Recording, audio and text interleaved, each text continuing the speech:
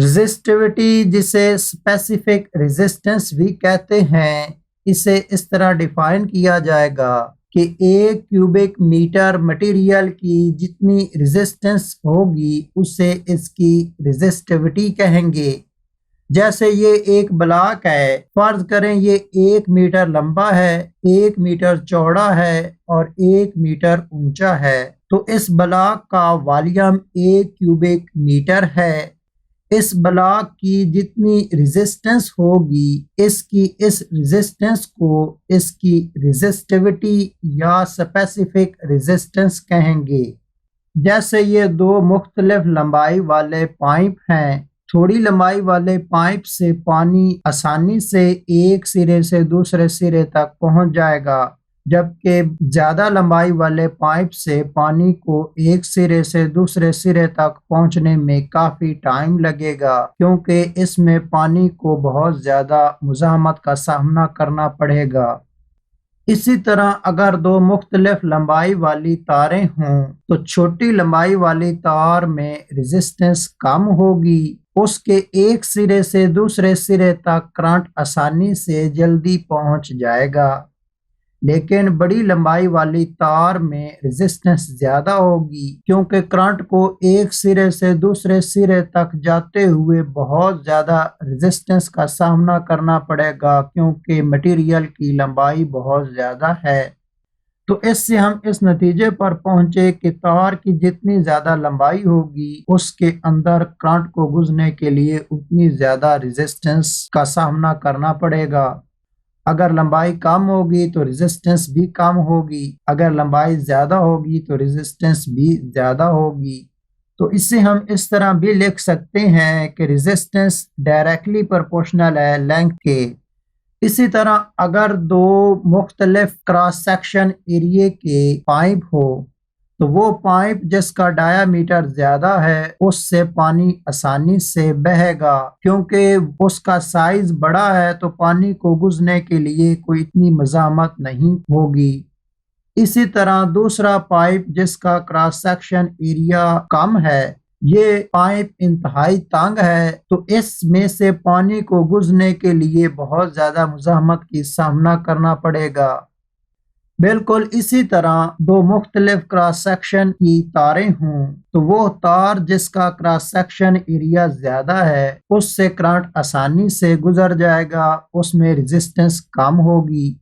इसी तरह वो तार जिसका क्रॉस सेक्शन एरिया कम है, इसमें से करंट को गुजरने के लिए बहुत ज्यादा मुज़ाहमत का सामना करना पड़ेगा, तो इससे करंट इतना आसानी से नहीं गुजर पाएगा। तो इससे हम इस नतीजे पर पहुंचे कि तार का जितना ज्यादा एरिया होगा उसकी रेजिस्टेंस उतनी ही कम होगी। अगर तार का एरिया कम है उसकी रेजिस्टेंस ज्यादा होगी।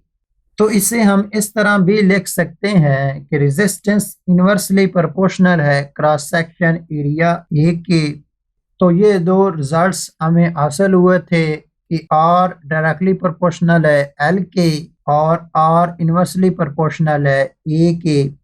इन दोनों को इकट्ठा किया जाए तो R प्रोपोर्शनल होगा L आवर A के। यहाँ प्रोपोर्शनैलिटी को हल किया जाए तो इसकी जगह बराबर और कांस्टेंट आएगा। तो इक्वेशन इस तरह लिखी जाएगी कि R is equal to rho into L over A।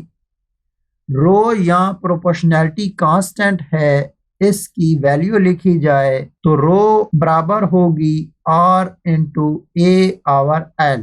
इस रो को मटेरियल की स्पेसिफिक रेजिस्टेंस या रेजिस्टिविटी कहते हैं। इसके फार्मूले के मुताबिक इसको इस तरह डिफाइन किया जाएगा कि इसके फार्मूले में जो भी टर्म्स हैं उनकी अगर यूनिटीज में वैल्यू ली जाए तो लंबाई L की जगह 1 मीटर लिख सकते हैं, एरिया A की जगह 1 स्क्वायर मीटर लिख सकते हैं। तो अगर हम किसी भी मटेरियल की लंबाई 1 मीटर लें और उसका एरिया 1 स्क्वायर मीटर लें तो ये एक ऐसा मटेरियल होगा जो 1 मीटर लंबा होगा, 1 मीटर चौड़ा होगा, 1 मीटर ऊंचा होगा, जिसका मतलब है ये मटेरियल 1 क्यूबिक मीटर मटेरियल है। तो फार्मूले में जब एल और ए की जगह यूनिटीज में वैल्यू लगाई जाएंगी तो ये एक दूसरे के साथ खत्म हो जाएंगी। तो रो बराबर होगी आर के। आर यहाँ रेजिस्टेंस है, तो इस 1 क्यूबिक मीटर मटेरियल की जितनी रेजिस्टेंस होगी उसी को हम उस मटेरियल की स्पेसिफिक रेजिस्टेंस या रेजिस्टिविटी कहेंगे। रेजिस्टिविटी का फार्मूला है rho is equal to R into A over L. यहाँ अगर इनके यूनिट्स लगाए जाएं तो आर रेजिस्टेंस है, इसका यूनिट ओम आएगा। ए यहाँ एरिया है, इसका यूनिट स्क्वायर मीटर आएगा। एल यहाँ लेंथ है, इसका यूनिट मीटर आएगा। तो बटे के ऊपर और बटे के नीचे एक एक मीटर एक दूसरे के साथ खत्म हो जाएंगे, तो बाकी यूनिट्स दो बचेंगे ओम मीटर। तो इस तरह रेजिस्टिविटी का यूनिट है ओम मीटर।